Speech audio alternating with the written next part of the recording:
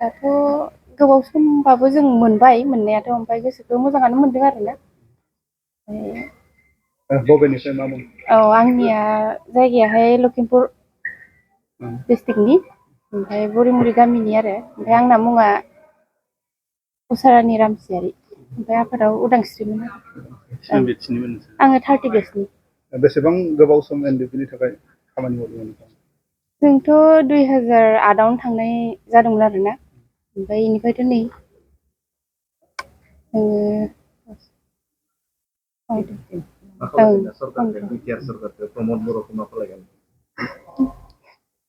खावलायनोथ' जिहेतु दिनै नोंथांमोना मोननो हाबाय नोंथांमोननि गोनां बे समाव मा फोरमायनो सानो? माबायदि मदद जागोन नोंथांमोननि जिउआव बेखिनि रां? मददाथ' दा जों गैयिनि थाखायथ' जेनेबा एसे मददा जासिगोन बारु जानायाथ' बिनि थाखाय सरखारखौ धन्यबाद होयो आरो।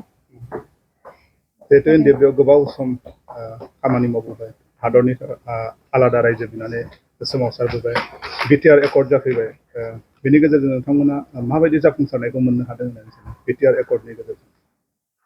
जेरैबायदि मोननो गोनांथ' गासिबो मोनफा मोनफा फारि फारियैनो जाजोबलांबाय आरो जि एसे जिखिनि जि जाबावनो गोनां बेफोरखौ माने सोरखाराथ' होनखादोंआनो जेसे हायो बेखौथ' नाजालांबायानो दंखायो नालाय ओमफ्राय आरो बिनिखै साबसिननिखै हामसिन जों मोनगोन होननानै आरो आसा खालामबावो आरो।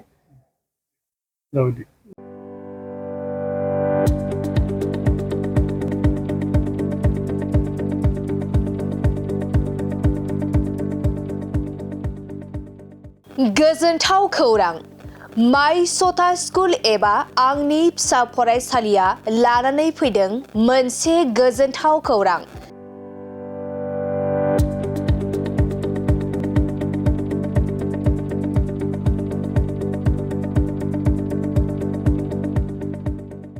क'क्राझार सहरनि जेडि रडजों थांग्रा वार्ड नं 4आव माइ सथा स्कुल एबा आंनि फिसा फरायसालियाव डे केयार, नार्सारि, एलकेजि, इउकेजिनि थाखाय मुं थिसननाया सोलिगासिनो दं।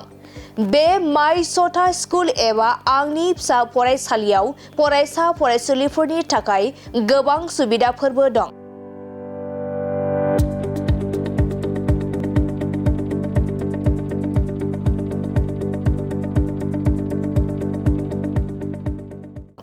अब्ला नोंथाङा माखौथो नायबाय थाखो?